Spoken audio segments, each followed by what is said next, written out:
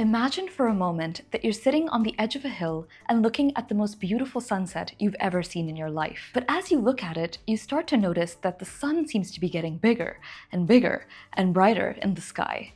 And before you know it, it's about to explode and wipe out everything you've ever known. When I was a kid, finding out that the sun had an expiration date made me feel viscerally existential. And I know I'm not the only one, but I recently came across a video game with that exact premise, and it completely cured me of that fear. So let's talk about Outer Wilds and how it managed to make the most terrifying concept in the universe feel like a warm hug. There are just a handful of experiences that can truly make us feel painfully small.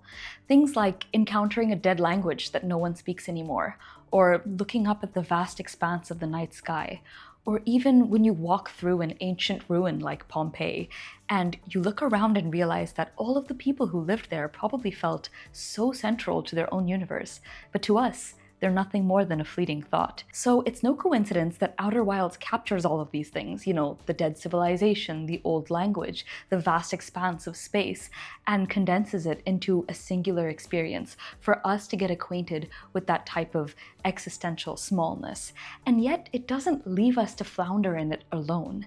It takes this very frozen feeling of dread and warms it up like a marshmallow by the campfire. But before we dive in, I want to warn you that there will be major spoilers in this video, and Outer Wilds is a game that can only really be played once, so I would really recommend that you go and play it blind, and this video essay will be waiting for you when you get back. Okay, so for those of you who've played the game, let's get into it. The first narrative tool that I feel Outer Wilds implores so brilliantly is in this delicate juxtaposition between the macro and the micro. The existentialism of Outer Wilds comes from a simple yet terrifying fact. This universe does not care about you. It doesn't center you as the main character, the hero, or the chosen one. It doesn't feature any cutscenes or loading zones to imply that the world is shifting around you. Instead, it runs like a relentless real-time physics simulation, where planets are constantly in orbit and they're following their own time-based weather patterns, and things can happen without you even looking or being there to witness it. It's very possible for you to leave your ship on a planet and have a cyclone toss it up into air, or have it swallowed up by a giant pillar of sand. We've all been there. And yet, even within this terrifying vastness, the game never forgets to provide you with pockets of absolute safety. Things like the beautiful village in your home planet, Timber Hearth, or the familiar rhythm of waking up in the beginning of every loop, or even the ritual of roasting a marshmallow with your fellow traveler by the campfire. The game establishes this beautiful truth that it's the insignificant that gives us meaning. The familiar, mundane moments are what ground us against the macroscopic terror of the world ending. And this balance between the cosmic and the personal is exactly how the game handles its history. The lead writer, Kelsey, had talked about how when writing for the Nomai, it was really crucial to balance the exposition with more intimate character details. So you don't just get the important scientific discoveries that move the plot forward, instead you get to witness little moments of humor, and you discover that the Nomai aren't just scientists, they're also children and siblings and lovers. They write high school essays, they flirt, they tease each other, and alongside those very lighthearted moments, you sometimes get really devastating lines like this one. And it's because the game forces you to fall in love with these small, intimate pockets of their lives that you get this deep, instinctual protectiveness inside you when it comes to the Nomai. You find yourself really hoping that you can preserve everything that they've left behind and somehow find a way to keep living. Which brings me to point number 2, how Outer Wilds helps us find meaning in chaos. In his famous book, Man's Search for Meaning, Viktor Frankl observed that human beings are defined by their search for purpose. In fact, we can even experience great suffering if we feel like it will help us get closer to that purpose. And so a human life is not defined by comfort alone, but rather by what we pursue and what we choose to do with it. Many Outer Wilds players start out the game looking for their purpose. We're wondering, what does the game want us to do? What do we have to achieve here? And the minute that we notice that the sun is exploding at the end of our 22-minute loop, it feels like a eureka moment. Most of us are like, oh, I get it. My mission is to stop the sun from exploding and save the universe. And then that gets even more solidified when we find out that the Nomai were trying to build a stun station to deliberately cause the sun to explode. And so we get all amped up. We're like, we know we're gonna go to the sun station, we're gonna turn it off, and hopefully that should save the universe. But then every player inevitably has that moment when they reach the sun station and they come across that devastating piece of text. The sun station failed. The Nomai couldn't explode the sun, and in fact, it's just dying of old age. In every Let's Play that I've watched, this is the exact moment that hope is sucked out of the room.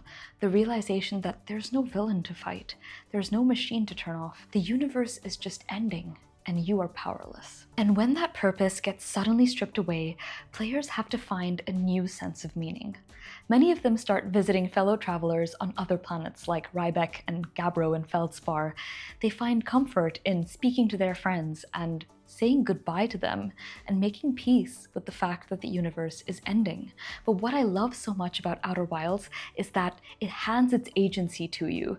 It doesn't force a game over. It never will. You can keep living in the loop technically as long as you want to, but eventually you realize that the loop isn't salvation. It's a cage, and to find true meaning, you have to do the hardest thing a human being can do.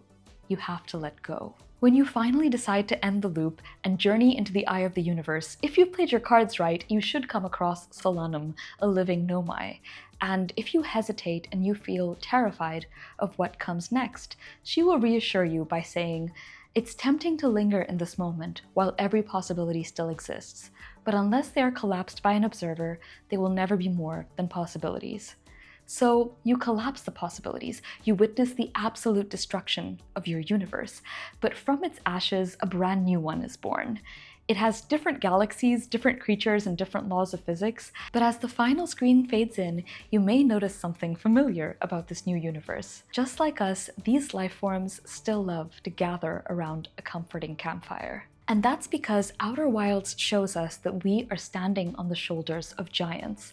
Nothing exists in a vacuum. Everything that we do, everything that we enjoy in some way or another was built by those who came before us. And everything that we're embarking on now will echo into the future. And that is the ultimate cure for existential dread. Because even though you have to make the very difficult decision of allowing the universe to die, you don't do it alone. Even at the end of all things, you have your friends. As Solanum says right before the end, let's find out together. The universe is terrifyingly big, and our time in it is heartbreakingly short. But Outer Wilds teaches us that the size of the universe doesn't make our small lives meaningless. It makes the small things that we share infinitely more precious. So with that in mind, I'd like to leave you with a poem by Wendy Cope called The Orange. At lunchtime, I bought a huge orange. The size of us made us all laugh. I peeled it and shared it with Robert and Dave. They got quarters and I had a half. And that orange, it made me so happy, as ordinary things often do. Just lately, the shopping, a walk in the park. This is peace and contentment. It's new. The rest of the day was quite easy. I did all of the jobs on my list and enjoyed them and had some time over. I love you. I'm glad I exist. I'll see you next week.